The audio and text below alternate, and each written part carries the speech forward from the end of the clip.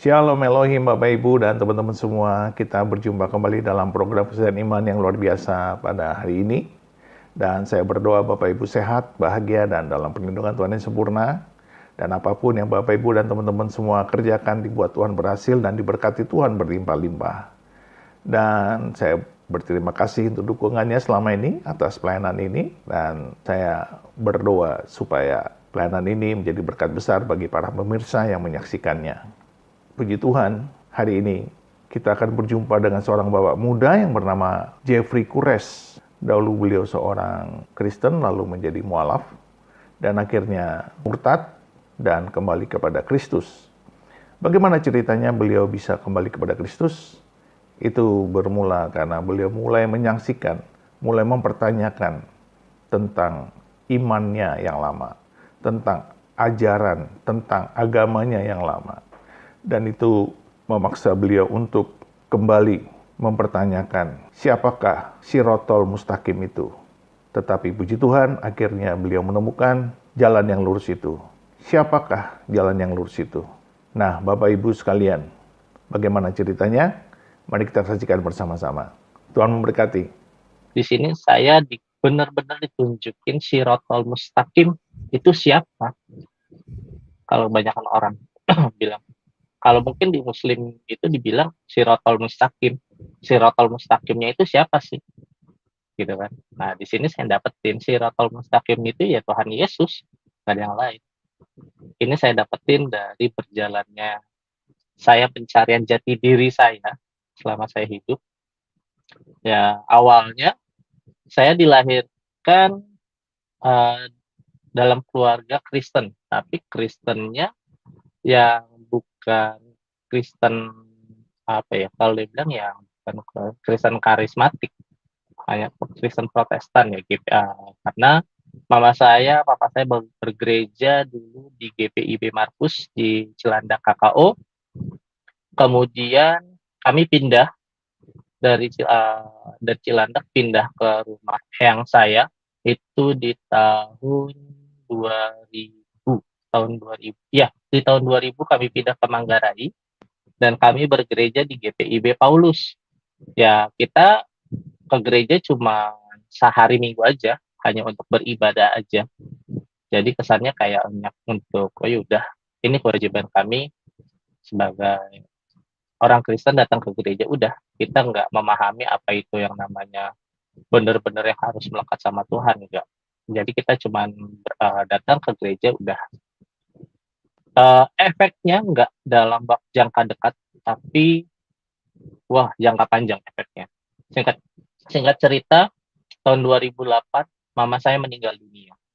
Nah, meninggal dunianya ini sebelum meninggal dunia almarhum mama saya bilang begini ke saya. Karena saya anak paling kecil, paling bontot, saya dipanggilnya Adek. Dek, nanti kalau mama nggak ada, doain mama ya, sesuai dengan keyakinan mama. Ya saya bilang, apaan sih mah?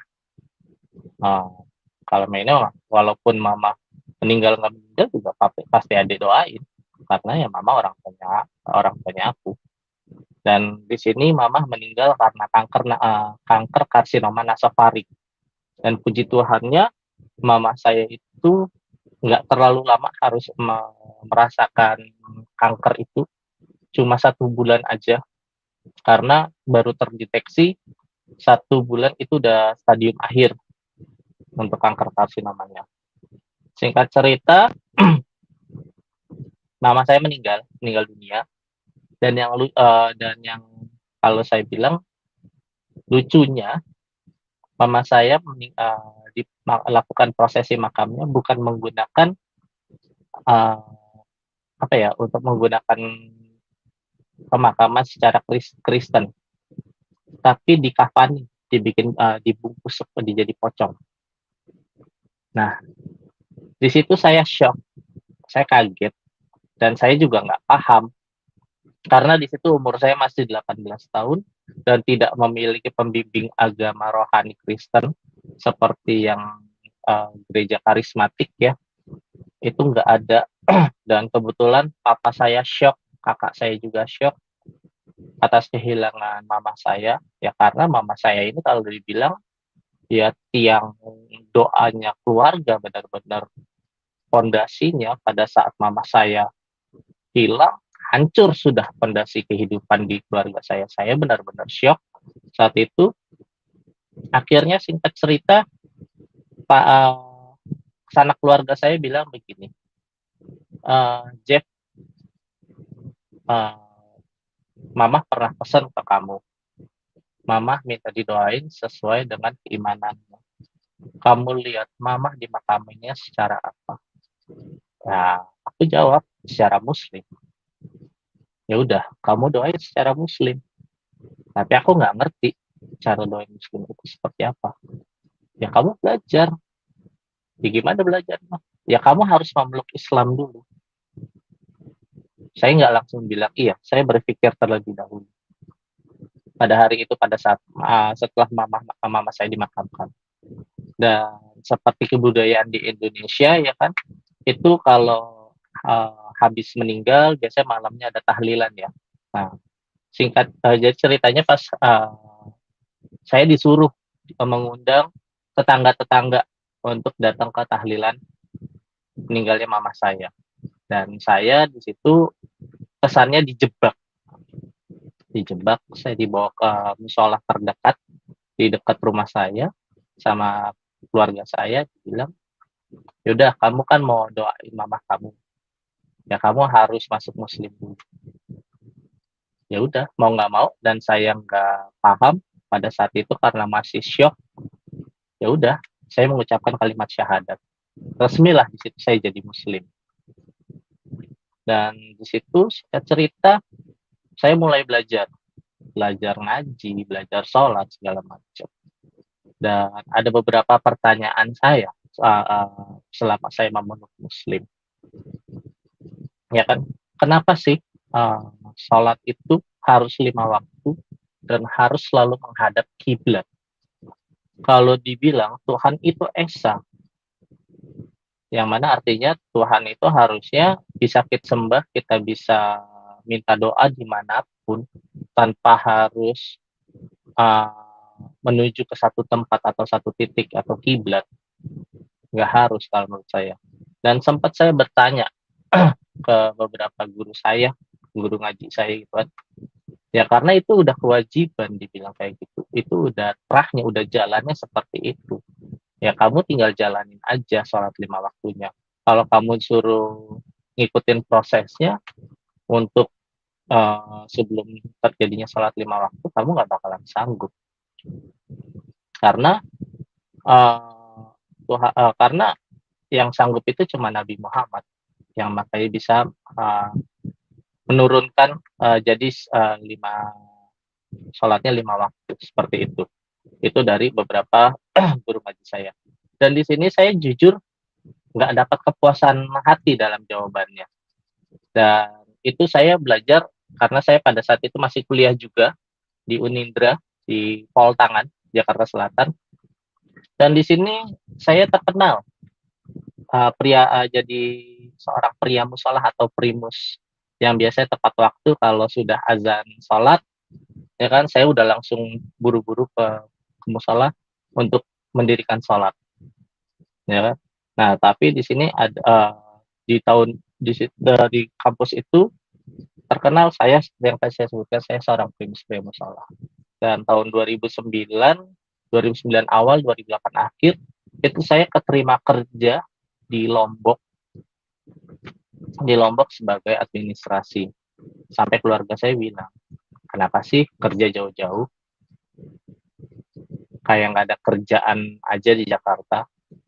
Saya bilang, ya hendaknya yang di Lombok ini sesuai dengan keinginan saya. Dia bilang kayak gitu. Padahal di sini saya ingin melarikan diri dari yang namanya masih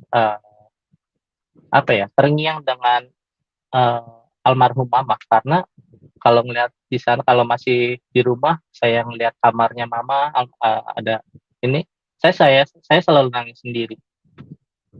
Itu sebagai pelarian saya. Dan ke Lombok itu saya modal nekat. Saya cuma bawa uang 800.000. Di bulan pertama saya harus nginep di emperan toko. kalau mandi ya di rumah ibadah ataupun di toilet umum. Nah, di sini yang ingin saya saksikan adalah betapa luar biasanya uh, apa ya saudara seiman kita yang di Lombok itu toleransinya luar biasa. Pada saat saya numpang mandi di beberapa gereja di Lombok, saya sempat ditawarin untuk tinggal terus di situ daripada harus tinggal di emperan toko, ya kan? Dan di situ saya disuguhin makanan, dibikin minuman. Di situ saya dianggap tamu sama mereka. Sedangkan kalau yang saya numpang di musola, yang notabene dulu ada tempat saya beribadah, saya ditanyain dulu, kamu mau ngapain? Kalau nggak sholat, nggak usah kesini. Aneh. Akhirnya singkat cerita saya jalanin itu di Lombok sampai tahun 2012. 2012 saya kembali ke Jakarta. Nah, 2012 ke Jakarta itu ketemulah saya dengan istri saya. Nah, ceritanya istri saya ini adalah teman SMP dulu. Kebetulan istri saya juga sudah terlahir dari Kristen yang taat, puji Tuhan. Di sini saya dapat sokongan dari istri saya, benar-benar penguat saya. Di sini singkat cerita kita ketemuan di salah satu mall. Ceritanya kumpul-kumpul bareng lah ya, ketemuan. Nah, kita chatting-chatting melalui Facebook, SMS-an, telepon-teleponan, deket, lama-lama pacaran. Nah, pacaran. Selama pertengahan pacaran, istri saya bilang, kita nggak bisa lanjut. Dia bilang nggak bisa lanjut. Saya bilang, kenapa nggak bisa lanjut? Kalau mau serius, ya saya orang Kristen, kamu Islam, nggak bisa ketemu. Gitu. Terusnya di sini saya bilang, dalam hati saya, kok begini amat sih, udah ketemu orang yang suka, saya cinta ya kan. Nah, ceritanya, tengah malam saya suka sholat tahajud, minta petunjuk gitu. Ya Allah, ini gimana? Gitu kan. Nah, lucunya pada saat tahiyatul akhir itu ada yang ngomong, mama kamu udah ada duduk di sebelah kanan saya. Oh ya, sorry, sebelumnya saya lupa tadi ceritain karena terlalu seru ceritanya. Jadi pada saat ini balik lagi pada saat mama saya meninggal dalam proses Muslim. Kebetulan mama saya adalah pengerja di GPIB Paulus, dan pengerja dari GPIB Paulus ini datang untuk melayat almarhum mama saya. Dan dia minta izin ke keluarga, minta izin untuk didoakan secara Kristen. Dan salah satu pengerja GPIB Paulus ini mengatakan begini, kepada papa saya, ke saya dan kakak saya, jangan khawatir, ini hanya tubuhnya, tapi rohnya sudah ada di Bapak, sudah bersama dengan Bapak di sorga. Nah, itu yang juga jadi satu pertanyaan saya sebelumnya. Dan jadi pertanyaan saya, mama saya ini sebenarnya masih Muslim atau Kristen? Karena selama saya belajar Muslim, saya pertanyain, mama saya ini masih Islam atau masih Kristen sih?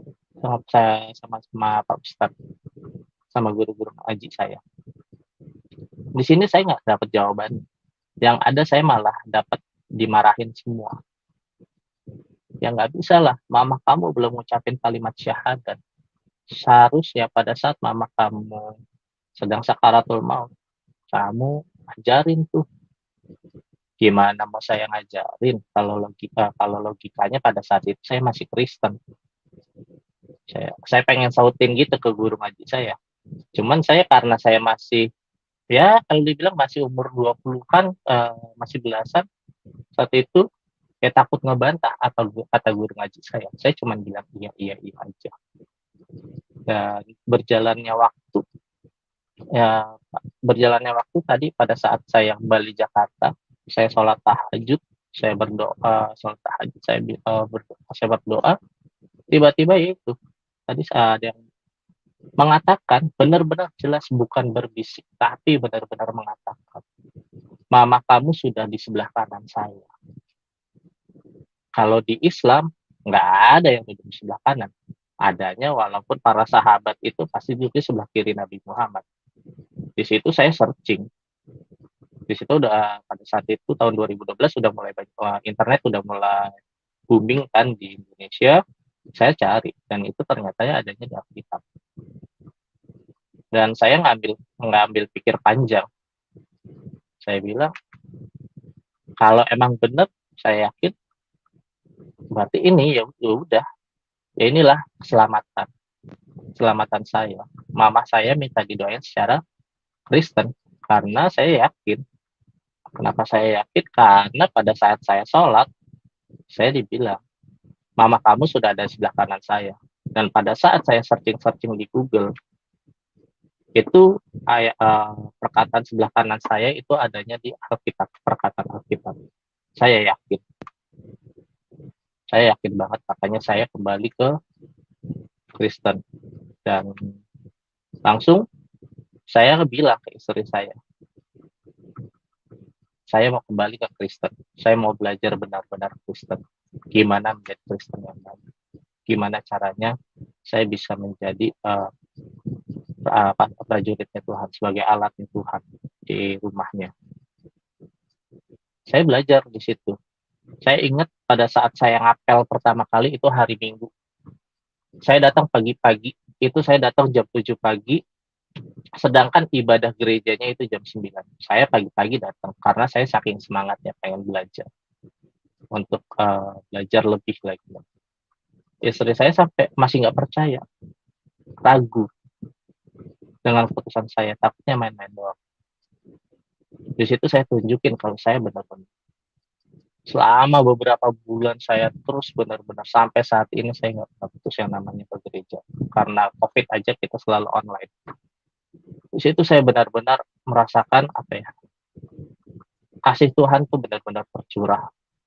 Dan tentunya juga untuk menjadi Kristen yang baik nggak semudah itu. Banyak banget perjuangan yang harus saya jalan.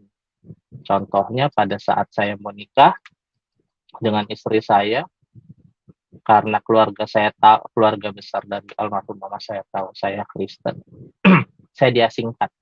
Saya nggak dianggap keluarga. Itu saya diasingkan pada saat saya mau nikah. Saya geram. Saya geramnya kenapa? Kata istri saya harus mengundang keluarga besar saya. Saya nggak mau. Sebenarnya saya nggak mau. Cuman ada satu ayat Alkitab yang saya ingat itu adalah Kolose 3 ayat 13. Bunyinya seperti ini. Sabarlah kamu seseorang terhadap yang lain, dan ampunilah seseorang akan yang lain apabila yang seseorang menaruh dendam terhadap yang lain, sama seperti Tuhan telah mengampuni kamu. Kamu perbuat jugalah demikian. Itu ayat Alkitab yang saya ingat pada saat itu sebelum saya ketemu keluarga saya. Kalau saya nggak ngampuni keluarga besar dari almarhum mama saya, Tuhan nggak mau ampuni saya. Jadi saya berdamai. Jadi di situ saya berdamai dengan keluarga besar almarhum mama saya. Jujur saya orangnya memiliki egois tinggi. Saya nggak mau. Saya seumur umur nggak pernah yang namanya meminta maaf atau sujud meminta maaf. Tapi di sini menunjukkan Tuhan kasihnya benar-benar. Saya disentil sama Tuhan. Saya di rumah keluarga besar almarhum mama saya sujud memohon minta maaf. Walaupun saya nggak punya salah. Tapi di sini Tuhan bilang ke saya, Jeffrey, kamu sujud meminta ampun. karena ini adalah ajaranku, yaitu saling mengasihi. Di sini saya tertegun, benar-benar tertegun. Kalau bukan pekerjaan Tuhan, saya nggak bisa sujud meminta maaf. Karena saya salah satu orang yang egonya tinggi dan nggak pernah mau meminta maaf. Dan setelah saya meminta maaf, keluarga besar saya akhirnya memaafkan saya. Oke, memaafkan saya. Dan kemudian saya direndahkan di keluarga besar almarhum mama saya. Kamu nikah? Mau nikah? Iya. Kok pemberkatan? Ya saya kan Kristen. Saya kembali ke Kristen. Ya udah, kamu bilang aja kamu butuh dana berapa. Saya bilang, saya kesini nggak minta biaya apapun. Saya kesini hanya ingin mengundang om tante semua untuk datang ke pernikahan saya. Untuk biaya, Tuhan saya yang sudah mencukupkan. Semuanya sudah di-cover sama Tuhan saya. Kenapa saya bilang kayak begitu? Karena ini benar-benar terjadi real dalam kehidupan saya. Saya bukannya sombong, saya menikah walaupun di hotel kecil, itu benar-benar kebaikan dari Tuhan. Dari uang gedung, saya mendapatkan uang gedung yang murah. Terusnya dari uang catering, cateringnya juga dapat yang murah. Terusnya untuk baju kayak jas dan gaun pernikahan, itu benar semuanya dari pertolongan Tuhan. Mungkin kalau mengandalkan manusia, nggak bisa saya nikah di hotel. Tapi ini benar-benar Tuhan menunjukin kasih-Nya. Makanya kalau ayat emas saya itu ada di 1 Korintus 2 ayat 9. Itu ayat emas saya yang saya pegang saat ini. Karena Tuhan luar biasa, selalu memberikan apa yang nggak pernah saya pikirkan, itu Tuhan kasih ke saya. Dan itu luar biasa banget buat saya. Dan selama saya di rumah keluarga besar saya setelah dibilang kamu butuh berapa, dan saya bilang nggak butuh, tiba-tiba anak terbesar di keluarganya mama bilang, ini uang buat kamu. Saya nggak minta. Saya bilang, om, aku nggak butuh karena semua sudah tercukupi. Om tinggal datang sekeluarga ke acara pernikahan, itu udah cukup. Saya nggak butuh.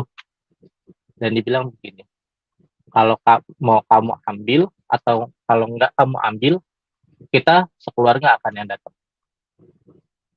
Daripada diancam kayak gitu, ya udah, mau nggak mau saya terima, saya ambil. Tapi saya bilang, tapi datang ya Pak, om, ke pernikahan saya. Saya bilang kayak gitu. Oke, dia datang, nanti saya janji. Dia bilang insya Allah saya datang nanti. Oke. Dan pada saat tanggal pernikahannya di tanggal 12 Desember 2015, ya saya tungguin keluarga besar dari almarhum mama, nggak ada yang datang. Kecewa banget. Saya malu banget sama keluarga besar dari almarhum keluarga besar dari istri saya. Itu saya malu banget. Karena apa? Saya bilangnya keluarga besar saya akan datang, tapi nyatanya nggak ada yang datang sama sekali. Tapi di sini Tuhan menguatkan. Nggak usah bersedih, nggak usah kecewa. Kamu di sini sudah jadi pemenang. Kamu sudah belajar mengasihi musuhmu. Di situ saya dan puji Tuhan, istri saya juga menguatkan. Ya udah, nggak usah sedih. Yang penting acara pernikahan kita lancar dan hikmat. Dan pada saat saya menikah, kedua orang tua saya juga udah nggak ada, karena papa saya meninggal di tahun 2013. Meninggal karena serangan jantung.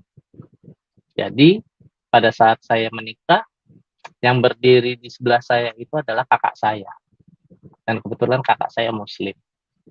Yang sampai saat ini saya perjuangkan untuk kembali ke jalan Tuhan. Saya minta mohon bantuan dari teman-teman semua yang ada di channel Raja Banasa dan channel yang lain untuk mohon bantuan doanya agar saya bisa diberikan kekuatan agar bisa menarik kembali kakak saya kembali ke jalan Tuhan. Dan setelah saya menikah, saya pikir, ini bakalan mulus perjalanan sana. Ternyata tidak semudah itu.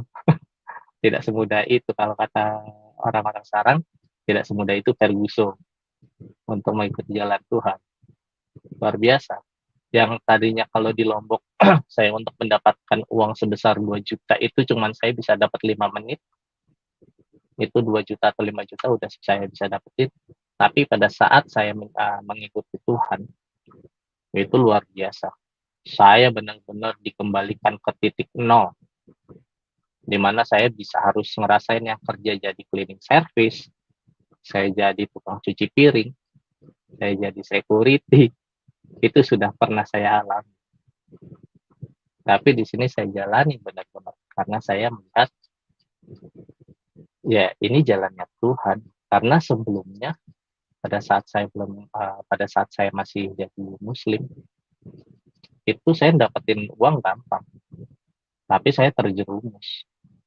Saya ke minuman keras, saya suka pesta-pesta, saya suka yang dibilang di Islamnya haram itu udah saya cobain semua. Minuman keras, cuma satu yang saya nggak pernah cobain yaitu narkoba. Untuk main perempuan luar biasa. Karena di Lombok itu kan pantai Senggigi, itu banyak banget bule-bule dari mana tahu. Kalau mau dibilang udah saya cobain mungkin. Saya minum-minum alkohol yang dari yang paling murah sampai yang paling mahal juga udah pernah saya cobain. Itu saya kerjanya setiap malam Sabtu dengan malam Minggu. Itu kerjaan saya beach party terus selama saya di Lombok. Makanya pas saya kenal Tuhan, saya benar-benar dimurnikan lagi, benar-benar dibikin nol lagi. Nggak bisa, saya di kata Tuhan, saya nggak boleh balik lagi ke sana, karena saya sudah benar-benar di jalannya Tuhan. Makanya saya bilang, udahlah, saya jalanin, saya percaya Tuhan adalah juru selamat saya, makanya saya jalanin. Selama saya bekerja, selama saya ngikutin Tuhan, benar-benar di pekerjaan saya itu luar biasa. Apalagi waktu pada saat istri saya mengandung anak saya yang pertama, anak yang pertama itu di umur hamilan 5 bulan, istri saya hampir keguguran. Karena rumah saya itu banjir dan istri saya tuh beberes, ceritanya beberes rumah, dia mungkin kecapean. Nah, di situ hampir keguguran. Saya dikabarin pada saat saya lagi jaga, masih jadi security, saya lagi jaga, dikabarin. Setelah saya masuk rumah sakit, saya cuma bisa diem. Akhirnya saya izin ke komandan saya bilang, Pak, dan saya izin istri saya masuk rumah sakit. Istri saya lagi hamil dan masuk rumah sakit. Saya mau nelpon istri saya. Yaudah, kalau lo mau pulang aja. Saya tahu kalau saya pulang, saya nggak bakalan dapat duit hari itu. Makanya saya izin aja. Paling izin 1 jam buat nelpon istri saya aja. Dan kebetulan saya waktu itu jaganya di Mall Kelapa Gading 3, yang tempat pemeriksaan mobil. Di situ saya jaga sebagai security di situ. Nah, di depan MKG 3 itu kan ada masjid ya, masjid besar. Nah, saya bingung cari tempat berdoa tuh di mana. Akhirnya saya ke masjid. Tapi saya berdoanya bukan kepada Tuhan yang itu, tapi ke Tuhan Yesus. Saya tutup mata, saya lipat tangan, saya berdoa. Tuhan tolong selamatin istri dan calon anak hamba. Karena saya yakin Tuhan itu nggak ada yang mustahil buat Tuhan Yesus. Karena dia tabib di atas tabib, dokter di atas dokter. Bilur-bilurnya bisa menyembuhkan apapun. Di situ saya yakin. Dan setelah selesai saya duty jaga, saya pulang, saya ketemu istrinya, gimana? Ada di rumah, ternyata puji Tuhan, saya bilang, oh disuruh pulang, oh puji Tuhan, nggak apa-apa.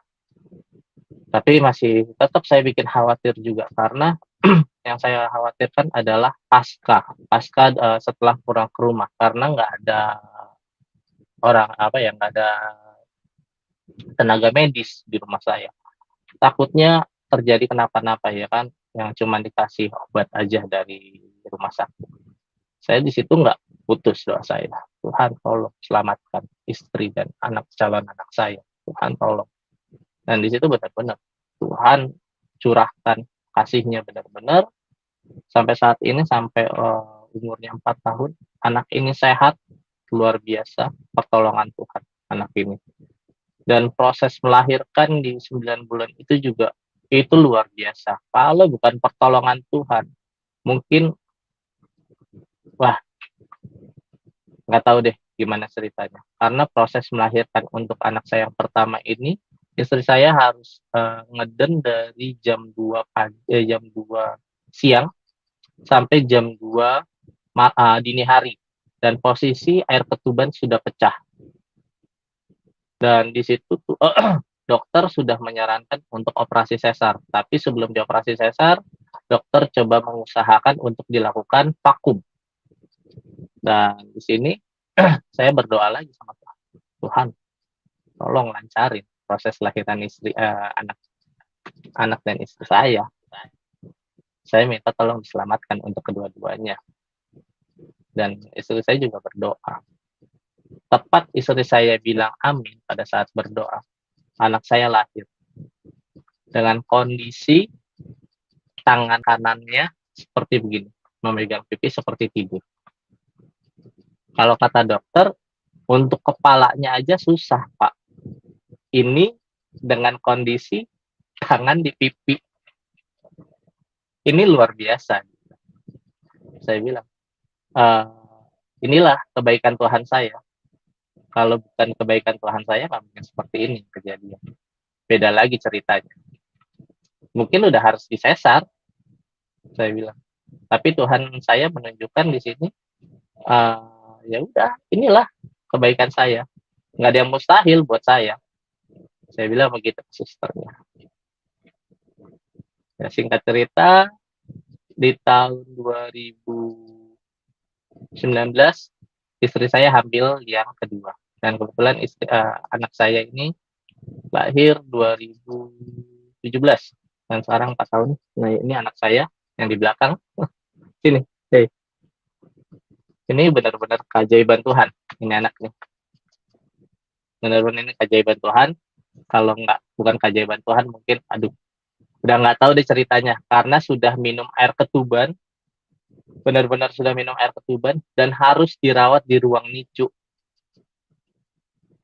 Dan itu luar biasa. Saya sempat trauma untuk namanya cari ruang NICU. Ruang NICU itu sangat susah. Saya udah khawatir banget. Tapi Tuhan tolong. Langsung dibilang sama perawatnya, Pak, coba cek ke bawah apakah ruang NICU-nya tersedia. Soalnya tadi saya terakhir tanya, itu sudah full. Dan pada saat saya tanya, saya cuma bilang begini dalam hati, saya yakin Tuhan sudah sediakan ruang NICU untuk anak saya.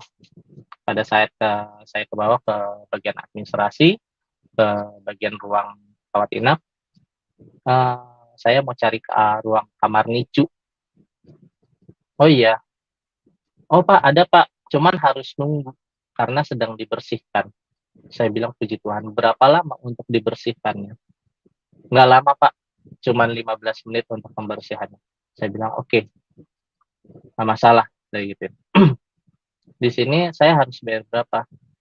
Oh nggak usah Pak, karena kan di sini puji Tuhan saya waktu itu menggunakan BPJS. Nggak tahu ya istilahnya, yang orang banyak bilang kalau BPJS itu akan sangat sulit untuk untuk diprosesnya, itu akan sangat sulit. Tapi di sini benar-benar saya menggunakan BPJS Kesehatan, itu benar-benar dilancarin. Yang tadinya kalau saya dengar dari yang lain-lain tuh, saya harus kasih uang deposito sebesar 5 juta. Di sini saya nggak dikasih. Nggak usah Pak, ini langsung aja karena Bapak sudah di cover BPJS. Saya kaget. Oh, luar biasa. Saya dikasih kemudahan sampai seperti itu sama Tuhan. Sampai ruang nicu saya disiapin dengan menggunakan BPJS Kesehatan. Kalau saya yang mengandalkan diri saya atau mengandalkan manusia, nggak kayak begini ceritanya.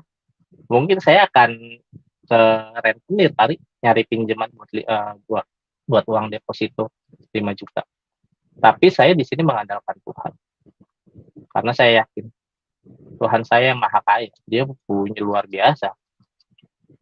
Makanya di sini saya benar-benar berserah penuh sama Tuhan. Dan ya tadi saya bilang di tahun 2019 istri saya hamil lagi untuk anak yang kedua. Ya, tapi di sini anak saya langsung dipanggil Tuhan karena penanganan dari dokternya itu terlambat karena pada saat harusnya istri saya dioperasi sesar itu di hari Rabu di jam 8 pagi, tapi pada malam Rabunya pada saat kami melakukan pemeriksaan terakhir dengan dokter kandungan istri saya, dokternya nggak praktek karena sakit dibilang. Mau nggak mau harus mundur jadi hari Rabu malam. Pada saat kita periksa Rabu malam, dokternya bilang ya udah besok pagi subuh Bapak sama Ibu balik lagi sini persiapan untuk operasi. Di situ saya pada saat pemeriksaan di jam 8 itu masih ada denyut nadi si bayi, masih ada denyut nadi jantung atau nyawa si bayi masih ada. Tapi pada saat operasi di jam 9 itu udah nggak ada. Di sini hati saya terpukul, benar-benar terpukul. Dibilang kecewa, iya. Kecewa banget, iya. Mungkin ada beberapa yang bisikin, ya itu sih lo ngikutin murtad sih lo. Ada yang begitu ke saya nggak mau nyebutin siapa. Ada murtad sih lo, itulah karmanya. Nggak bisa orang murtad saya bilang saya cuma bisa diam karena saking kecewa, istilahnya kecewa karena anak saya diambil Tuhan. Tapi saya nggak mau berlama-lama meratapi kesedihan itu karena saya harus nge-support istri saya karena istri saya yang pasti lebih sedih lagi daripada saya karena dia yang mengalami mengandung selama 9 bulan harus merasakan sakitnya di operasi sesar dan nggak bisa ketemu anaknya, itu pasti saya yakin itu luar biasa banget sedihnya. Saya bilang dalam hati saya nggak boleh berlama-lama bersedih. Saya bilang Tuhan tolong kuatkan saya nggak mau terjerumus kedua kali. Tuhan tolong kuatkan saya. Di sini saya benar-benar kuatkan sama Tuhan. Oke, saya kuatkan istri saya. Tuhan Yesus lebih sayang sama anak kita. Ini bukan haknya kita untuk mengklaim itu anak saya enggak. Kita sayang sama anak kita boleh. Tapi Tuhan Yesus itu lebih sayang dengan dia. Mungkin kita nggak tahu ke depannya itu seperti apa. Kalau anak ini masih hidup, akankah normal atau enggak? Kita nggak ada yang tahu. Kita nggak tahu rencana Tuhan itu seperti apa. Yang penting kita yakin kepada Tuhan Yesus. Rencana Tuhan itu lebih indah daripada rencana manusia. Itu yang saya pegang. Dan puji Tuhannya pada saat itu saya selalu dikuatkan dengan teman-teman keluarga dari keluarga besar gereja GBI Pejaten Village. Itu luar biasa, benar-benar kalau kita bersekutu dengan orang-orang benar itu kita akan selalu dikuatkan. Dan saran saya di sini bagi yang masih ragu-ragu atau yang bimbang, berkumpullah dengan orang benar karena di situ teman-teman akan dikuatkan. Disinilah pembuktian saya kalau kita berkumpul dengan orang-orang benar, kita akan dikuatkan dan dalam kebenaran, bukannya dijerumusin. Ini yang saya alami pada saat saya kehilangan anak saya. Dan hebatnya lagi, yang harus kalau dibilang ini adalah kesalahan dokter. Banyak yang bilang, tuntut aja dokternya Pak Jeffrey. Bang Jeffrey tuntut aja dokternya gini-gini. Kayak istri saya juga bilang begitu. Ada yang bilang, tuntut aja lah dokternya. Itu kesalahan dokternya, harusnya dioperasinya di hari Rabu. Kenapa dimundurin jadi hari Kamis? Gak bisa, saya bilang. Kalau saya tuntut, apakah akan mengembalikan anak saya? Enggak. Apa yang saya dapetin? Materi. Bisa memuaskan hati saya. Bisa bisa mengembalikan kekecewaan saya. Jadi gembira. Nggak bisa. Lebih baik di sini saya mengampuni. Mendoakan dokter itu. Dan puji Tuhan, istri saya juga memiliki pemikiran yang sama. Dan di situ kami juga dikuatkan oleh gembala saya di GBI Pejaten Village, bahwa ya udah, yang terjadi sudahlah terjadi, ini sudah rencana Tuhan. Tuhan lebih sayang sama anak itu. Kita nggak boleh menyalahkan siapapun. Saya nggak boleh nyalahin istri saya nggak boleh nyalahin saya, ataupun saya sama istri saya nggak boleh nyalahin dari pihak rumah sakit. Ini sudah jalannya Tuhan. Karena kita nggak tahu ke depannya seperti apa. Kalau dibilang kecewa saat itu. Tapi saya bilang tadi, saya nggak mau berlama-lama bersedih-sedih, berkecewa-kecewa. Ya kan? Di sini saya benar-benar dikuatkan oleh Tuhan, dan teman seiman, keluarga seiman itu saya dikuatkan. Banyak banget yang menguatkan saya. Dan selang 5 bulan, puji Tuhan, istri saya dikasih berkat sama Tuhan. Hamil lagi, anak yang ketiga. Puji Tuhan, di sini yang kedua itu anak laki-laki, dan yang ketiga yang dikasih sama Tuhan ini perempuan. Dan sekarang umurnya sudah 1 tahun 4 bulan. Saya bilang ini Tuhan luar biasa. Saya bilang, saya nggak pernah memperkirakan. Dan kalau dibilang lucunya lagi, istri saya nggak tahu kalau pada saat itu dia sedang hamil 5 bulan, hamil 3 bulan. Benar-benar nggak tahu, hamil 3 bulan. Dan istri saya pada saat itu bekerja sebagai marketing kartu kredit di Citibank, yang harus pergi jalan menyebarkan flyer kemana-mana jalan kaki. Kalau bukan karena kekuatan Tuhan, mungkin udah keguguran lagi kalau logikanya. Kalau untuk orang yang hamil muda ya, karena kebanyakan yang teman-teman saya yang hamil muda dan sebagai marketing, mereka tuh memaksakan jalan untuk nyebarin flyer yang benar-benar harus full seharian, mungkin udah pendarahan atau bagaimana.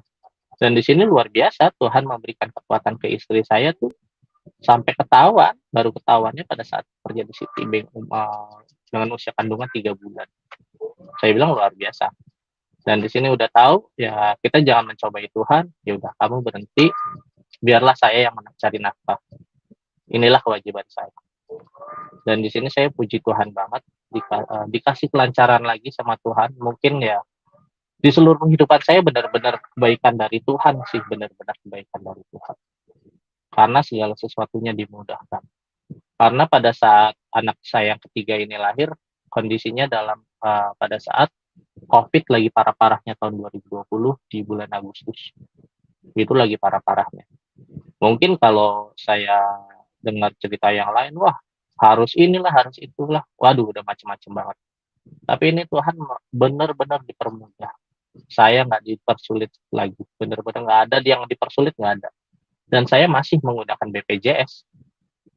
Kalau dibilang nggak mungkin lah pakai BPJS dipermudah kayak begitu, saya pakai BPJS, benar-benar BPJS kesehatan dari kantor saya. Kalau bukan pertolongan Tuhan, itu saya bilang mustahil. Ini Tuhan loh yang bekerja, bukan saya. Bukan saya manusia, bukan. Tapi Tuhan langsung yang bekerja pada saat saya membutuhkan. Jadi di sini saya sebenarnya benar-benar bergantung sama Tuhan. Ya udahlah, saya serahin hidup saya sama Tuhan. Udah, mau matinya saya, mau kayak gimana saya serahin sama Tuhan. Jujur tadi malam sebelum saya kesaksian, di dada saya itu sakit seperti diremas. Saya takut, wah takut nih, takut serangan jantung atau apa. Tapi saya berdoa tengah malam, Tuhan tolong jamah, Tuhan tolong jamah. Bukannya saya takut mati, enggak. Saya mau memberikan kesaksian akan kebaikan Tuhan. Tolong sembuhin saya. Tadi selang beberapa jam sebelum saya kesaksian di jam 5 sore, reda nyeri di dada saya sakit hilang. Setelah saya berdoa terus berdoa, saya bilang Tuhan hilangkan karena saya mau memberikan kesaksian akan kebaikan Tuhan. Di jam 5 sore, setelah saya bangun tidur, puji Tuhan hilang sakitnya di dada saya bilang. Puji Tuhan luar biasa, istilahnya benar-benar Tuhan itu luar biasa. Makanya saya bilang kenapa saya balik Shirathul Mustaqim itu adalah Tuhan Yesus, ya ini. Tuhan kita luar biasa. Yang penting kita berserah pasrah sama Tuhan, jangan ngelawan, jangan nego, udah. Kita pasrah aja, berserah diri penuh sama rencana Tuhan. Kita jalani. Mau pahit, mau manis, mau asam, mau kecut, kita terima, kita jalani dengan rasa penuh syukur. Karena ini adalah rencana Tuhan. Karena Tuhan sedang mempersiapkan kita untuk menerima yang lebih lagi daripada yang lain. Begitu Pak Kasdin untuk kesaksian saya. Terima kasih. Iya, puji Tuhan, luar biasa saksiannya. Dari tadi saya di sini dengerin. Nah, ada juga Abuna Haji Usman udah bersama kita malam hari ini. Beliau juga sudah dengerin, ya. Abuna Haji Usman, ini hambanya ini Pak Jeffrey ini. Shalom. Ya, shalom. Tuhan berkati, haleluya. Ya, Amin. ya. Ini ada feedback suaranya. Jadi saya tutup sebentar. Jadi tadi kan Abuna Haji Usman kan udah dengerin nih Bung Jeffrey nih, Bro Jeffrey ini cerita. Nah, terus sekarang Abuna Haji kasih tausiah dulu. Silakan, Bung Haji. Saya tadi masuk pada awal pada cerita di Senggigi di Lombok Barat. Sebelum Senggigi saya nggak tahu. Nah, itu gini, itu asli Lombok atau dari mana? Saya lahir besar di Jakarta, Pak Haji Usman. Di Lombok itu saya bekerja. Posisi terakhir saya di Lombok itu sebagai asisten manajer untuk marketing kontraktor untuk wilayah Indonesia bagian timur. Oke. Silakan, Abu Haji. Saya pernah tinggal di Lombok, sekolah di Lombok. Itu Senggigi dan Ampenan dan Mataram, Rembige dan lain-lain itu daerah operasional saya tuh. Itu ada teman saya yang suka nonton channel Rana Basa, itu namanya Pak Stefanus di Lombok, masih Lombok. Dia anaknya kepala polisi di sana. Kami berteman sejak dari SD sampai STM. Terus bicara-bicara kemarin, terus saya keliling-keliling daerah situ. Saya latihan pencaksilat, latihan karate sampai dengan ban coklat. Saya ikut pertandingan karateka di NTB mewakili Kabupaten Bima. Dan saya akhirnya hijrah ke Jakarta. Saya kenal Tuhan Yesus, saya percaya, saya beriman, dan akhirnya saya melayani Tuhan Yesus. Gini, brother. Yesus adalah Tuhan yang benar. Jadi tidak ada Tuhan yang benar melainkan Yesus. Kenapa? Karena Tuhan Yesus yang itu selalu mengampuni orang. Jadi kalau hukum Taurat dan hukum agama-agama yang lain, kalau ketemu dengan orang berzina itu kan harus dirajam, dihukum mati. Ketemu orang berzina, ya orang berdosa dirajam hukum mati. Kalau di Arab atau di China, korupsi itu dipotong dihukum mati korupsi. Nah, Yesus ketemu dengan wanita berzina. Menurut hukum Taurat, orang ini harus dilempari dengan batu sampai mati. Tetapi ketemu Tuhan Yesus, Tuhan Yesus tidak menghukum orang ini. Dia bilang, aku tidak menghukum engkau, kata Tuhan Yesus. Mestinya dihukum mati, tapi aku tidak menghukum engkau. Dosamu diampuni, katanya. Jadi Tuhan Yesus itu bukan saja dia baru lahir 2000 tahun yang lalu. Jadi kalau ada orang yang bilang bahwa Yesus itu panjang umur di tahun Natal ini, nah itu perkataan provokatif itu. Jadi Yesus itu ada sebelum Abraham ada, bukan baru lahir tahun 2000 tahun yang lalu. Bukan. Jadi kalau ada orang-orang sahabat kita, saudara kita yang muslim itu selalu ngomong soal Natal, lain-lain. Ini orang yang nggak percaya sama Natal ngurusin Natal.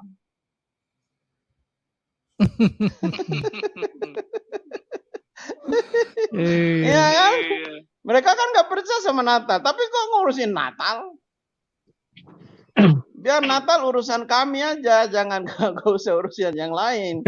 Nah ini saya sampaikan satu kalimat, Natal itu adalah bahasa Portugis. Natal, bahasa Indonesianya adalah kelahiran. Itu bahasa Indonesianya, lahir. Jadi nggak apa-apa saudara mengucapkan Natal sebenarnya, tetapi saudara juga nggak mengucapkan Natal juga kami nggak rugi. Orang Kristen nggak rugi, pendeta nggak rugi. Saudara tidak mengucapkan Natal, saudara mengucapkan Natal juga kami orang Kristen nggak untung. Orang mengucapkan Natal atau orang tidak mengucapkan Natal, Yesus tetap Tuhan. Nah, nanti baca di dalam surat 19 ayat yang ke-33, itu berkata bahwa berbahagialah ketika aku lahir. Nah, itu Natal itu. Ketika aku mati, ketika aku bangkit hidup kembali, itu Natal itu. Nah, Isa Al-Masih itu Yesus lahir. Dalam Al-Quran surat 19 ayat yang ke-33, itu Natal. Lahir. Cuma Natal bahasa Portugis, kelahiran bahasa Indonesia, milad bahasa Arab, maulid. Maulid, bahasa Arabnya. Nah, itu yang pertama. Yang kedua adalah gini, kalimatullah atau firman Allah, kalimatullah di dalam bahasa Arab atau firman Tuhan dalam bahasa Indonesia, kan kalimatullah itu sudah menjadi nuzul. Nuzul itu turun menjadi kitab suci Al-Quran. Dan kalau di dalam Alkitab, firman Allah itu menjadi manusia. Nah, saudara mau percaya firman Allah, kalimatullah itu yang nuzul menjadi kitab suci Al-Quran, atau firman Tuhan itu menjadi manusia, namanya Yesus. Jadi dia harus jadi manusia. Karena untuk mengampuni dosa manusia, memang benar, kata Tuhan Yesus bilang bahwa tidak ada seorang pun yang bisa sampai ke surga kalau tidak lewat aku. Itu jelas sekali.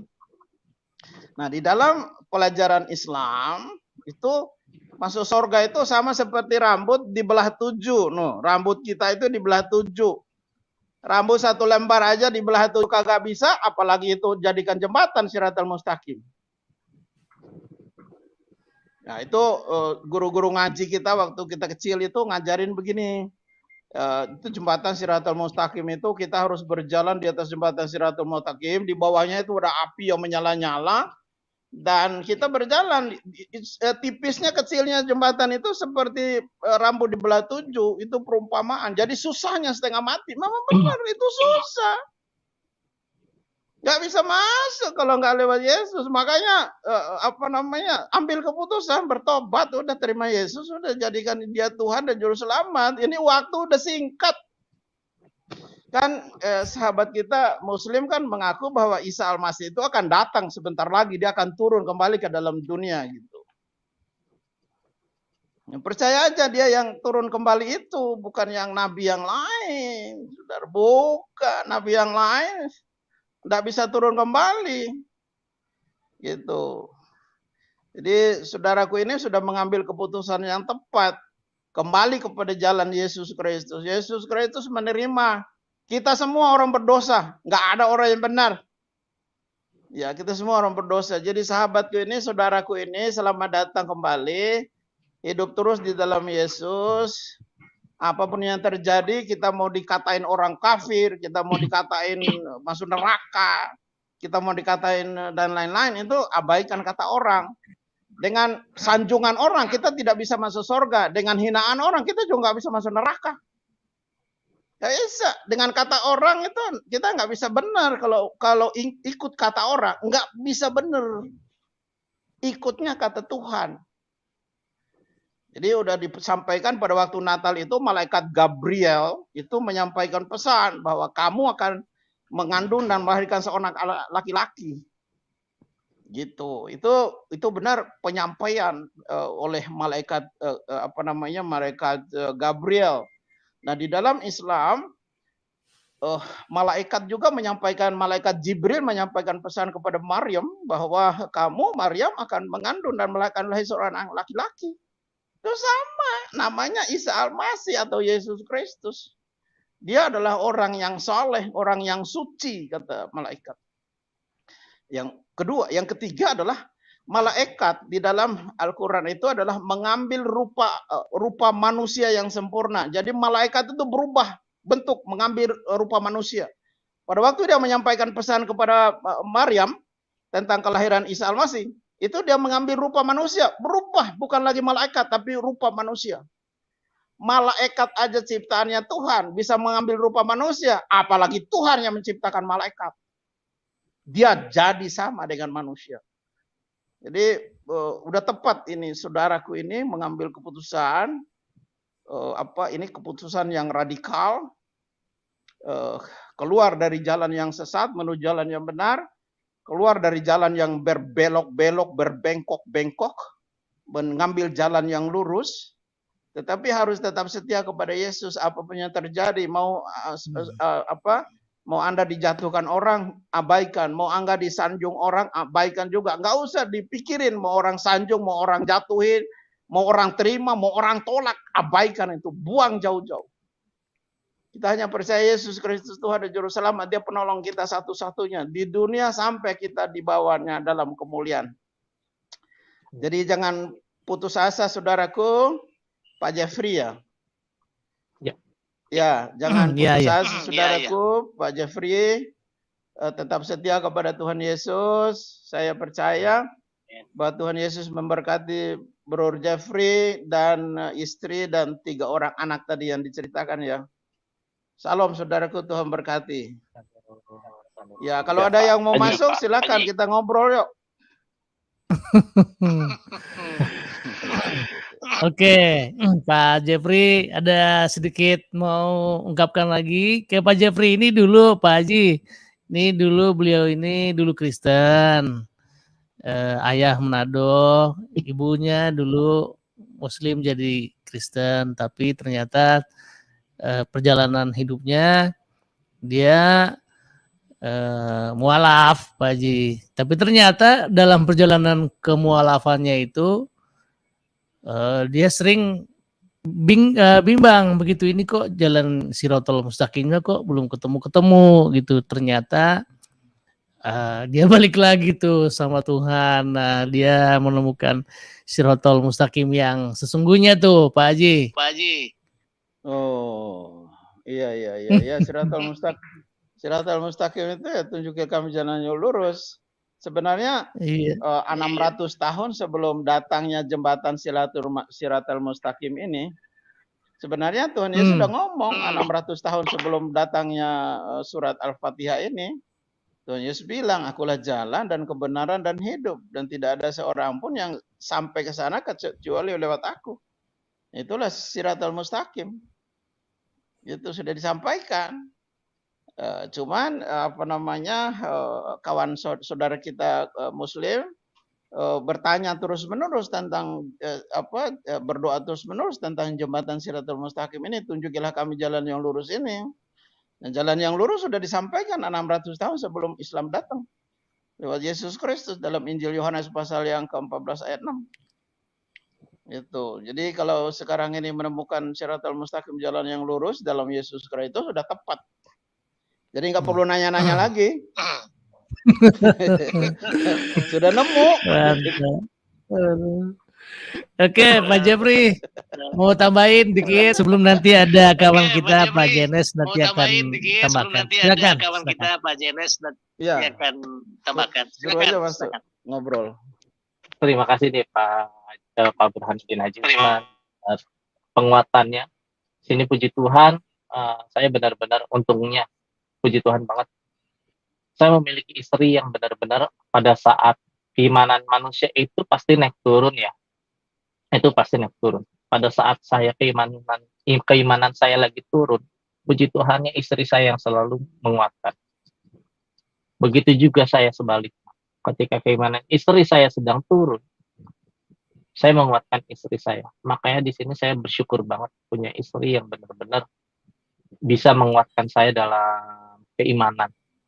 Benar-benar mengingatkan akan kebaikan Tuhan yang sudah terjadi dalam kehidupan saya. Gitu Pak Asin. Apa aja. Mantap, luar biasa.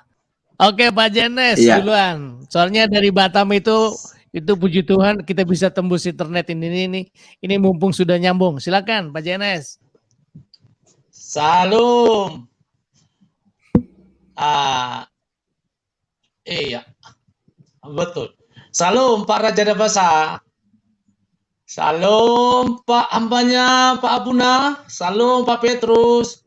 Dan saya tidak lupa juga mengucapkan salam kepada Jepri Kures. Salam Pak. Saya monitor mulai dari awal kesaksian Pak Jepri ini. Terima kasih Pak. Di mana dia awalnya dari Kristen, jadi mualaf, tapi murtad lagi. Puji Tuhan. Jadi saya juga bersyukur kepada Pak Jepri, di mana Pak Jepri mendengarkan hati kecilnya Pak Jepri, karena memang di luar daripada Yesus Kristus tidak ada keselamatan. Tetapi orang berkata, apalagi yang tidak mengenal Yesus Kristus, yang tidak percaya kepada Yesus Kristus, mengatakan bahwasanya Yesus Kristus itu dituhankan, manusia katanya. Itu yang belum merasakan kasihnya. Tapi kalau kita sudah merasakan kasihnya, benar-benarlah dia Tuhan dan Juru Selamat umat manusia, pencipta langit dan bumi. Jadi yang saya sampaikan kepada saya Bro Jepri lah ya, kayaknya masih muda saya lihat. Jadi Masih muda memang. Bro Jepri, biarlah Tuhan selalu berkaryalah terus di dalam Yesus Kristus. Amin. Amin. Jadi biarlah Pak Jepri bersandar kepada Tuhan, jangan tinggalkan Yesus Kristus itu lagi. Karena Tuhan sudah memanggil Pak Jepri, yang dimana dulunya Pak Jepri meninggalkan dia, dan Tuhan memanggil Pak Jepri lagi kembali. Jadi saya mengatakan kepada Pak Jepri, majulah terus, jangan mundur ke belakang lagi. Jadi tidak elok kalau tidak saya bacakan firman Tuhan yang berkata demikian di Yohanes 1 ayat 9. Jika kita mengaku dosa kita, maka ia adalah setia dan adil, sehingga ia mengampuni segala dosa kita dan menyucikan kita segala dosa atau kejahatan kita. Jadi saya pikir Pak Jeffrey ini biarlah selalu senantiasa maju, karena Tuhan sudah mengampuni Bapak. Jangan lagi tinggalkan Yesus Kristus kita itu, Pak Jeffrey. Saya mau tanya, itu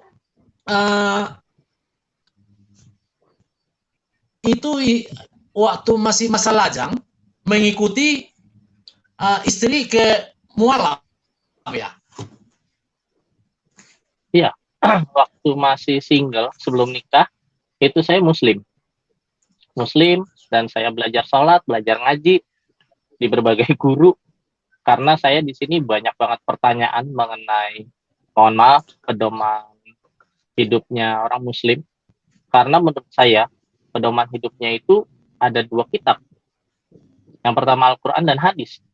Jadi kalau menurut saya jadi ada pertanyaan, banyak banget pertanyaan yang ingin saya tanyakan. Tapi pada saat saya tanyakan, saya nggak mendapatkan pertanyaan itu. Makanya saya bergonta-ganti guru. Dan akhirnya saya mendapatkan guru yang tepat, Tuhan Yesus. Ternyata gurunya yang paling tepat. Itu dia. Oh. Amin. Itulah artinya Pak Jeffrey sudah menemukan, kalau orang saya bilang Siratul Mustaqim. Jadi kalau kita tidak mengenal itu, yang kita mengenal itu adalah Yesus Kristus Juru Selamat. Betul. Jadi saya berpikir, majulah selalu senantiasa Pak Jeffrey, biar kita saling mendoakan, karena anak-anak Tuhan, bila firman Tuhan berkata, di mana ada 2-3 orang berkumpul dalam namaku, aku ada di tengah-tengah mereka. Maka itu kita semua anak-anak Tuhan, biarlah kita saling mendoakan satu sama yang lain. Jadi itu saja Pak Jeffrey, Tuhan berkati bersama istri anak, biarlah maju terus dalam Tuhan. Terima kasih Pak Raja Basa, terima kasih Pak Abuna, terima kasih Pak Komedi. Mantap, luar biasa. Haleluya. Ya, tetap semangat Pak JNS di Batam, sehat selalu. Luar biasa. Ya, silakan Pak Pendeta Petrus Karmidi untuk memberikan tausiah. Amin. Tausiah singkat. Mantap, haleluya Pak Jeffrey, shalom Pak Jeffrey ya. Kalau saya hanya mau katakan begini, ya sebetulnya itu pengajaran yang bisa memahami kita, yang bisa memahami itu orang yang normal saja, kira-kira begitu. Intinya kita hidup menyikapi pengajaran itu sebetulnya sederhana, tapi yang jadi masalah kita ini supaya memiliki pengikut banyak itu dibuat tidak sederhana, dibuat sulit-sulit. Kalau saya cirinya begini saja, pengajaran yang sehat ataupun pengajaran yang sesat begitu ya.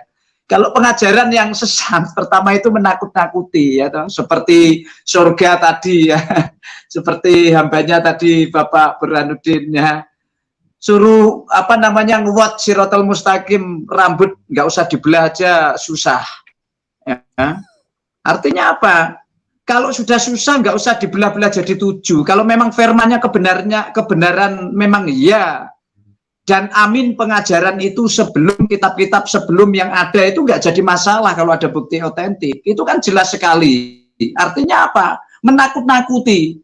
Kalau yang takut itu biasanya ya anak-anak yang tidak dewasa atau orang tua pikirannya anak-anak itu yang takut. Itu yang pertama. Kita harus kenali pengajaran yang sehat. Kalau kita mengenali pengajaran yang sehat, harus tahu dulu pengajaran yang tidak sehat. Kan begitu. Ya, pengajaran yang tidak sehat apa? Ya seperti dongeng-dongeng. Kalau saya tinggal di Jawa ya toh, dongengnya itu ya kancil nyolong timun ya. Ya, yang menyenangkan telinga anak-anak. Ya, yang menyenangkan telinga orang tua yang pikirannya, kelakuannya anak-anak. Ya, itu.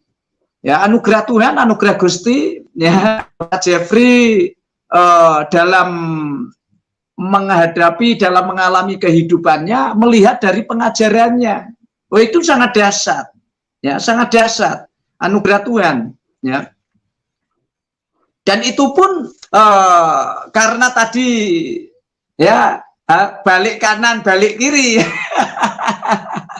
itu ya apa namanya perlu dibenahi. Kalau saya mau katakan ya kita harus berani berterus terang ya, seperti ini juga salah satu berani berterus terang ya. Karena apa? Orang tidak berani terus terang karena berbagai macam faktor. Bagaimanapun kita sekalian ini tidak bisa menghindari, ya, nggak ada kalimat ya mayoritas banyak tidak ada. Sekarang yang menjadi masalah itu kita mau ikut kebenaran atau tidak. Kalau ikut kebenaran, Injil Yohanes pasal yang ke-12 ayatnya yang 42 itu sangat gamblang sekali.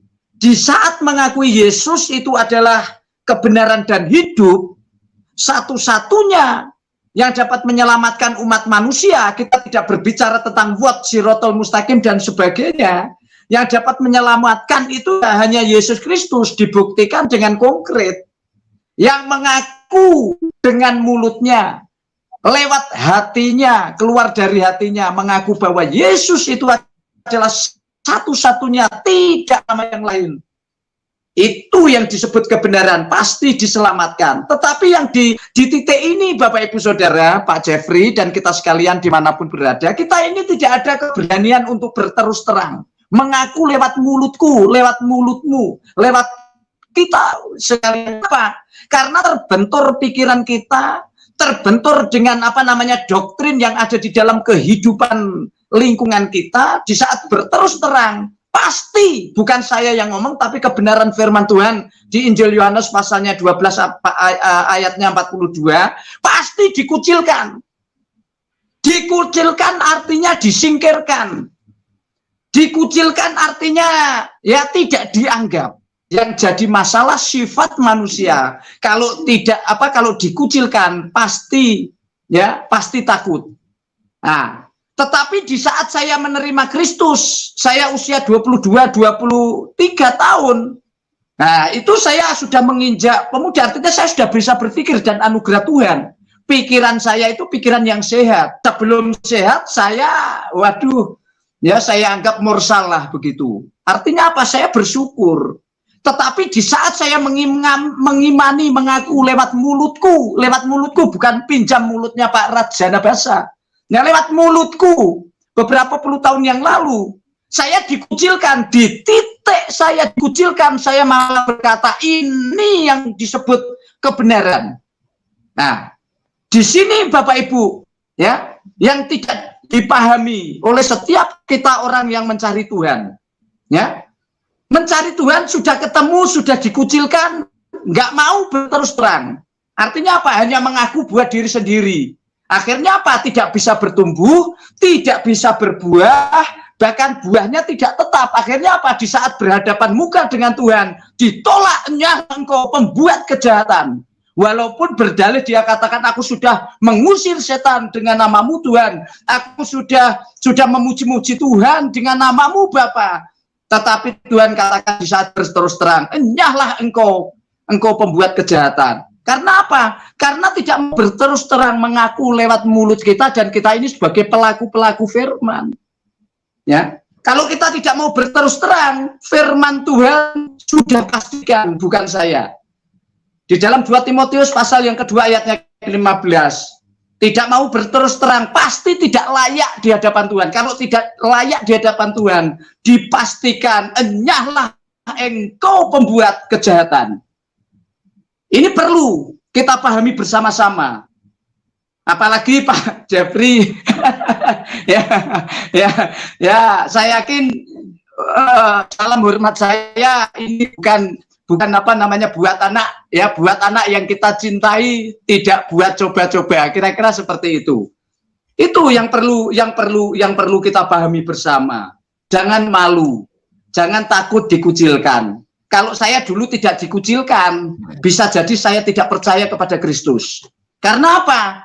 Ya sama saja dongeng, ya, kancil nyolong timun. Barang siapa yang percaya kepadaku harus memikul salib. Pengertian saya mikul salib dipenteng, Pak.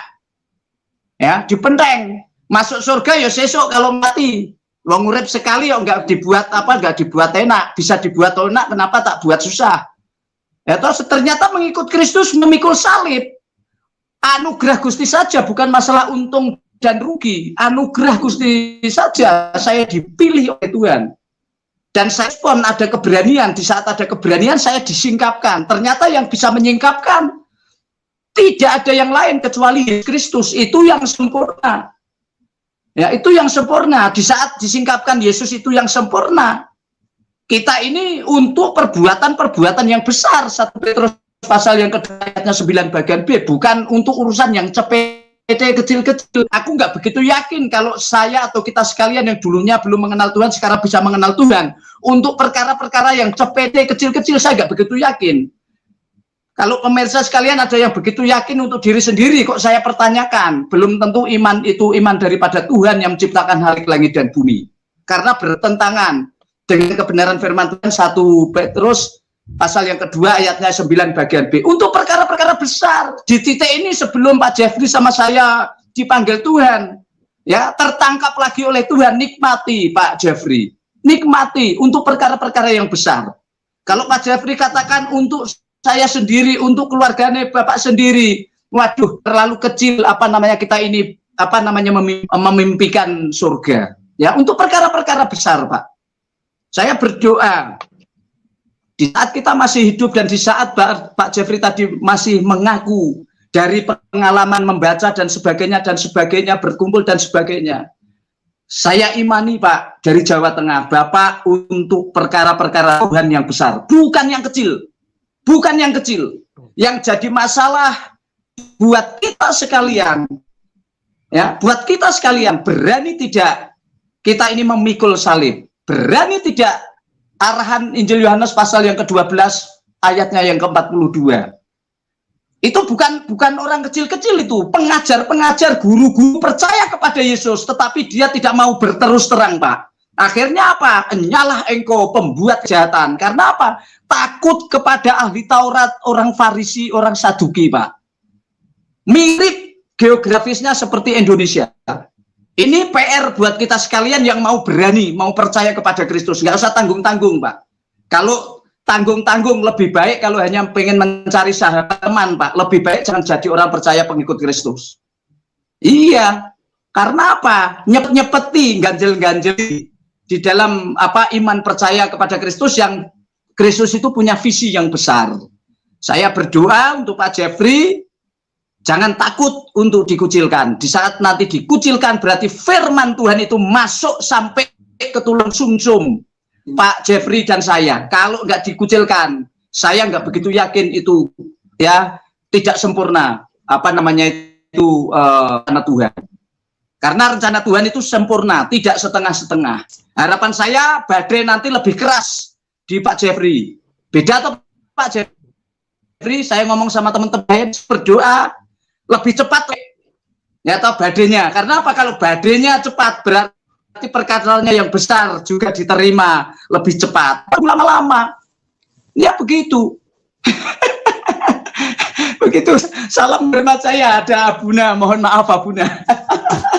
Ya, saya berdoa sekali lagi, cepat-cepat terus terang, cepat-cepat dikucilkan, nanti mendapat penggenapan janji Tuhan. Kenapa? Bangsa yang percaya kepadaku setelah memikul salib diselamatkan. Kalau diselamatkan dulunya dikucilkan, akhirnya dikasihi. Seperti saya sama orang tua saya, 9 tahun Pak saya tidak ketemu orang tua saya, hampir 10 tahun Pak.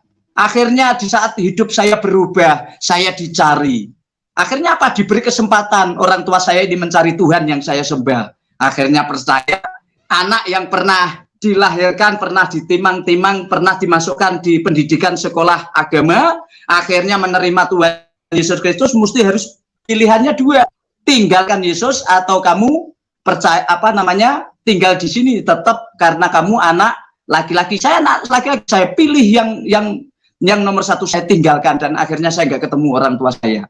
Tetapi kebenaran firman Tuhan katakan, barang siapa yang percaya kepadaku setelah memikul salib diselamatkan. Pengertian bodoh saya Pak Duma, maaf, dari dongeng-dongeng itu kalau mati masuk surga, diselamatkan masuk surga. Ternyata itu jadilah kehendakmu di bumi seperti di surga.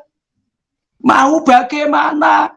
Surga nyata dulunya dikucilkan, ternyata sekarang dikasihi. Dulunya mengusir, sekarang dicari. Digenapi Pak anugerah Tuhan.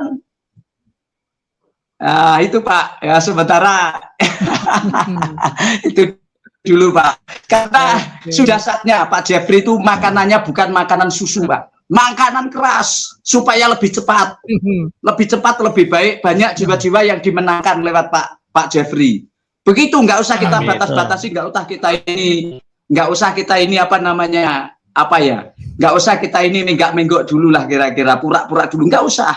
Makanan keras langsung dimakan Pak. Kalau nggak kuat, pinjam gigi palsu, kira-kira seperti itu. Biar gigi kita nggak rontok, kira-kira seperti itu. Ya wes sementara gitu Pak. Haleluya. Mohon maaf Pak Bunda. Luar biasa. Apalagi kan Pak Jeffrey kan masih muda, masih jauh ke depan ya. Memang luar biasa Pak Petrus kasih tausiah supaya mantap ke depan. Pak Haji Usman, saya tuh kan nggak gitu ngerti mengenai Siratal Mustaqim itu. Kata tadi tuh sama hambanya Pak Petrus udah rambut dibelah 7 lagi ya, kita mesti lewatin itu, di bawahnya ada bara, itu kelihatannya tuh berat banget tuh Pak Haji. Bagaimana sih memang pengertiannya yang sebenarnya Pak Haji? Ya itu apa namanya, memang jembatan Siratul Mustaqim itu menurut kisah-kisah yang kita dengar dari kecil, kan kita kan dari kecil ini kan ada guru ngaji, ada ustadz, terus ada orang tua yang mengajarkan kita tentang masalah-masalah keagamaan. Saya, Pakar Petrus Pakar Midi, dan Jeffrey, Brother Jeffrey, dan yang lain-lain ini, pada waktu kami lahir itu udah dibacain surat Al-Fatihah itu udah di Allahu Akbar itu sudah diajan di kuping. Dibacain surat Al-Fatihah itu begitu lahir. Tapi sekarang saya nanti pada waktu meninggal tidak lagi dengan kalimat itu. Saya meninggal dengan kalimat Tuhan Yesus Kristus dong. Yang membawa kita ke surga hidup yang kekal. Nah, kalau saudara kita Muslim itu kan selalu doanya itu selalu didoakan Rabbana atina fid dunya hasanah wa fil akhirati hasanah wa qina azabannar. Artinya, ya Tuhan kami berikan kepada kami kebaikan kebahagiaan di dunia, juga kebaikan kebahagiaan di akhirat, dan jauhkan kami dari siksa neraka. Jaban nar itu adalah neraka. Nar itu siksa neraka. Nar, jaban nar. Jadi itu meminta supaya dijauhkan dari siksa neraka. Dan orang Kristen nih yang percaya Yesus, itu tidak lewat pintu itu. Pintu neraka itu dia nggak lewat. Gitu. Dia masuknya nggak ke alam kubur, nggak ke alam basrah. Dia langsungnya ke Firdaus. Kan Tuhan Yesus kasih penjelasan pada waktu disalibkan, kan ada 2 penjahat, satu yang sebelah kanannya berkata, Yesus, ingatlah akan aku apabila engkau datang sebagai raja. Dan Yesus Kristus menjawab, hari ini juga kamu bersama-sama dengan aku di Firdaus. Nah itu penjahat itu tidak pernah doa Bapa kami, nggak pernah dibaptis, nggak tahu Alkitab, nggak pernah kenal Yesus, tapi akhir hidupnya dia percaya Yesus adalah juru selamat dan Tuhannya. Dan Tuhan Yesus bilang, hari ini kamu bersama-sama dengan aku di Firdaus. Nah, Firdaus ini kan kalimat bahasa Arab. Firdaus ini kan kalau kita terjemahkan dengan bahasa Indonesia adalah Darussalam. Darussalam itu adalah sorga yang paling tinggi. Jadi Firdaus itu adalah sorga yang paling tinggi, saudara, bukan sorga yang paling rendah. Jadi penjahat ini di akhir hidupnya percaya kepada Yesus Kristus. Yesus bilang, hari itu juga dia bersama-sama dengan penjahat ini di Firdaus. Dibawa ke Firdaus. Jadi bukan sorga yang kecil, bukan sorga yang paling rendah, sorga yang paling tinggi. Itu baru percaya Yesus, baru 1 jam itu dia percaya Yesus tuh. Tuh hebatnya itu, dosa yang begitu banyak, kesalahan yang begitu banyak, pelanggaran yang begitu banyak yang dilakukan, tidak diperhitungkan sama Tuhan. Nah, itulah kekristenan.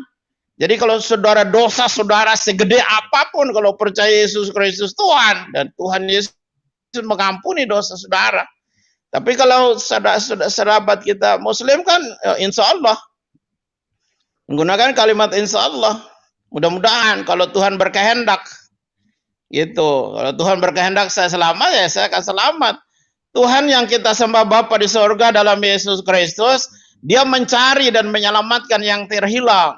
Jadi Tuhan itu yang menciptakan manusia serupa segambar dengan kita, tidak menginginkan, ingat itu, tidak menginginkan satu manusia pun binasa, enggak ada.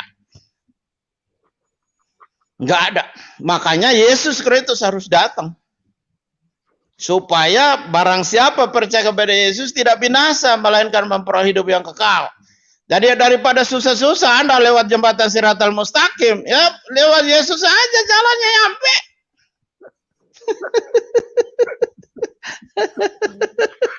Susah amat, Cik. Lewat Yesus aja nyampe gitu loh, saudara. Ini bukan kata saya, ini kata Tuhan Yesus sendiri dalam Alkitab. Amin. Amin. Nah, itu tapi saudara juga harus membedakan, harus punya pengetahuan tentang Alkitab itu. Jadi Injil itu 4 Injil, Matius, Markus, Yohanes, Lukas dan Yohanes itu perkataan Tuhan Yesus. Itu bukan ucapan Paulus. Nah, saudara-saudara sahabat kita di luar Kristen selalu bilang bahwa Injil itu adalah perkataan Paulus. Mereka nggak paham antara suratan Paulus dengan Injil. Makanya belajar. Belajar, jangan hanya ambil 1-2 ayat tuh Alkitab, lalu ente khotbahkan kemana-kemana, ke sini ke sana, keliling pulau, keliling dunia, khotbahkan cuman itu doang. Bahwa Bible sudah dipalsukan, Yesus bukan Tuhan, itu aja yang saudara khotbahkan. Padahal saudara kisah Alkitab itu adalah kisah paling lengkap. Saya kasih tahu lewat malam ini. Dari kitab Kejadian sampai dengan kitab Wahyu, itulah Tuhan yang benar. Itu Tuhan yang benar. Jadi kalau saudara mau cari Tuhan yang benar, baca kitab Kejadian sampai dengan kitab Wahyu. Nanti saudara ketemu di situ. Itu. Jadi kalau saudara, kenapa saya katakan demikian? Oh, alam semesta ini diceritakan dalam kitab Kejadian, yang lain itu kan kopian. Amin. Amin. Iya, pertama kali manusia diciptakan, alam semesta diciptakan lewat kitab Kejadian. Saya juga belajar pertama kali itu lewat kitab Kejadian, makanya saya percaya Yesus adalah Tuhan lewat kitab Kejadian. Nah, ini sedikit cerita. Di dalam Al-Qur'an dan di dalam Alkitab beda tentang manusia pertama Adam dan Hawa itu Adam. Di dalam Al-Qur'an manusia pertama Adam itu sebelum jatuh dalam dosa adanya di langit, di sorga. Nah, dalam Alkitab manusia pertama itu Adam itu ada tempatnya di bumi, itu di Taman Eden. Taman Eden itu 4 sungai. Sungai itu masih ada sampai sekarang. Ada sungai Gihon, ada sungai Pison, ada sungai Efrat, ada sungai Tigris. Sungai-sungai itu masih ada sampai sekarang. Bisa dibuktikan. Jadi otentiknya kebenaran Alkitab itu bisa dibuktikan dengan alam sampai saat ini. Buktinya ada.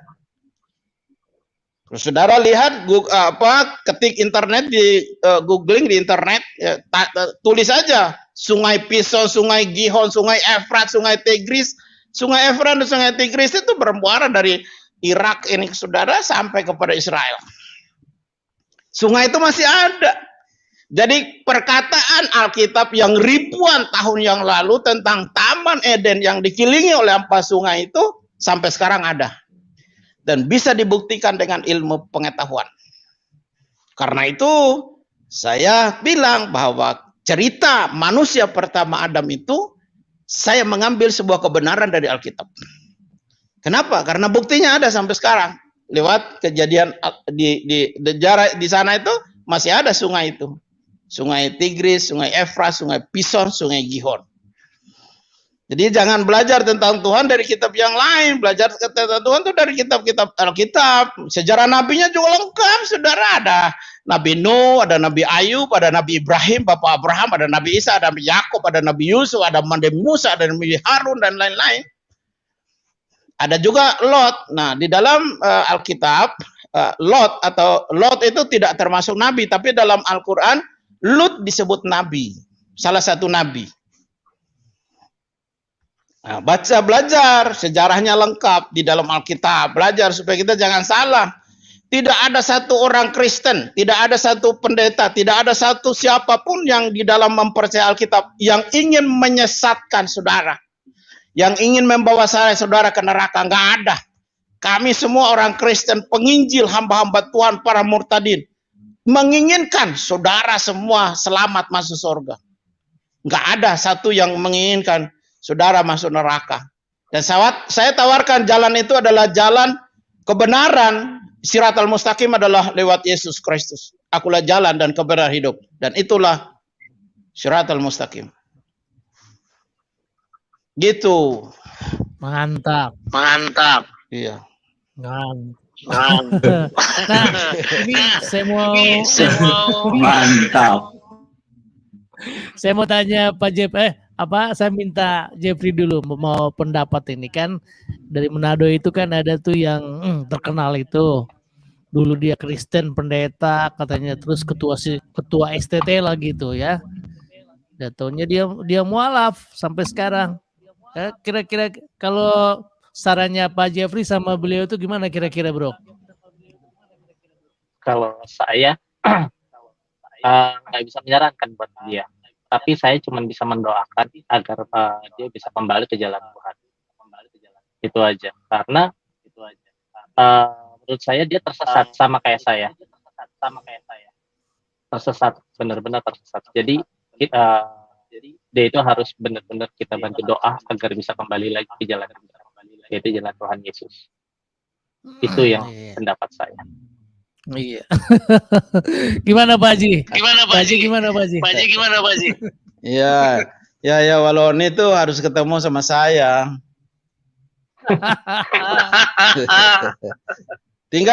Tinggalnya satu komplek sama saya di Cibubur. Woi. Dekat. Kalau beliau nanyain alamat ke saya nanti saya kasih tahu ya. Pak Haji ya. Kasih tahu aja. Bilang aja, dia tahu saya udah murtad. Iya, luar biasa. Ya sorry Pak Haji, saya matikan mic-nya karena kelihatannya ada double. Nanti kalau Pak Haji mau bicara itu lagi. Luar biasa. Ini tadi Pak JNS gak sabar beliau tuh mau bicara lagi tuh. Silakan Pak JNS. Memang untuk Pak Jeffrey supaya menguatkan dia, karena memang kita harus saling mendukung satu sama yang lain. Memang begini, Pak Jeffrey, saya melihat kita salinglah menserkan firman Tuhan, karena memang setiap kita kalau di luar Tuhan semua akan tersesat. Jadi makanya firman Tuhan itu janganlah kita lupakan. Kalau bisa kita selalu senantiasa semua kita merenungkan firman Tuhan itulah tiap hari, supaya selalu senantiasa kita ingat perkataan Tuhan itu. Jadi kita renungkan, apalagi zaman sekarang ini kita sudah tahu makin banyaknya bencana-bencana alam. Itu firman Tuhan itu memang harus seperti itu. Hari kedatangan Tuhan itu akan terjadi gempa di berbagai tempat. Jadi kita sudah akhir zaman ini. Karena apa? Tanda-tanda yang tidak kita tahu dulu, sekarang sudah nyata. Apalagi ini, semua firman Tuhan berkata harus sampai firman Tuhan ke seluruh dunia. Jadi ini satu, bahwasanya internet ini sudah menjangkau dunia. Termasuklah internet ini kita memberitakan, ini kita bisa dilihat seluruh dunia. Raja Nabasa ini channelnya bukan Indonesia saja, dunia sudah melihat. Jadi memang nyata kuasa Tuhan itu. Kita dulu nggak berada berpikir seperti ini, tapi tetaplah kita selalu senantiasa, karena tidak ada yang tidak ada yang kuat saling mendoakan kita. Baik itu juga siapapun kita, Pak Raja Nabasa, Pak Abuna, Pak Petrus, saya, Pak Jepri, tidak ada yang kuat. Hanya kekuatan kita itu hanya di dalam Yesus Kristus. Napas kita hanya di dalam doa. Jadi terus maju, Pak Jepri, renungkanlah itu siang dan malam, itu Taurat Tuhan itu. Biar selalu senantiasa kita bertindak hati-hati apa yang kita lakukan, biar selalu senantiasa kita takut akan Tuhan itu. Jadi itulah saya sharekan sama Pak Jepri, biar senantiasa kita saling mendoakan ya Pak. Ya, maju terus Pak. Mantap. Lanjut Pak Rada Basa. Siapa? Oke. Itu aja dari saya. Terima kasih. Saya hanya monitoring aja. Makasih banyak. Terakhir Pak Abu Nabi Yusman. Mantap. Itu tolong dulu kasih tahu. Kenapa kalau kita nggak boleh mengucapkan Selamat Natal? Juga ada tuh yang di apa yang Pak John Bos Palembang nih, di Eropa larang mengucapkan Natal. Jangankan di Eropa, di Indonesia aja kita kafir katanya mengucapkan Selamat Natal. Silakan Pak Bunaji sekalian menutup acara kita. Halo ya. Ya, ada dua kelompok memang di kalangan di luar Kristen. Yang ada yang nggak apa-apa mengucapkan Natal, ada juga yang mengharamkan mengucapkan Natal. Itu kita tidak bisa melarangnya. Terserah mereka aja lah. mau mengucapkan kita bersyukur, mau enggak pun haleluya kita. Ya kan? Memang kalau mereka enggak mengucapkan Natal lalu kita nangis meraung-raung seperti sirine ambulan gitu. Kan kagak. Ya kita gini, jangan pikirin orang mau ucapkan Selamat Natal atau tidak, itu buang jauh-jauh. Natal itu berbicara tentang kasih Tuhan yang Maha Pemurah, yang Maha Penyayang, yang Maha Pengasih itu menyelamatkan manusia yang berdosa. Itu yang intinya. Jadi intinya Natal itu adalah kasih Allah yang Maha Pemurah, yang Maha Penyayang, yang Maha Pengasih, yang Maha Mengampuni itu rela meninggalkan kemuliaannya untuk menjadi sama dengan manusia. Supaya manusia yang dia ciptakan serupa segambar dengan dia, jangan ada yang binasa, melainkan memperoleh hidup yang kekal. Itu intinya Natal. Jadi Natal itu adalah kasih. Jadi orang yang mau mengucapkan Natal, kita mengasihinya. Orang yang nggak mengucapkan Natal juga kita mengasihinya. Nggak usah benci. Ya, nggak usah benci. Nggak usah patah semangat, nggak usah ngedumel, nggak usah ngambek.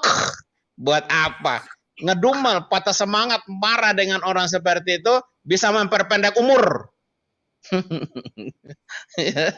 Nggak usah, biarin aja.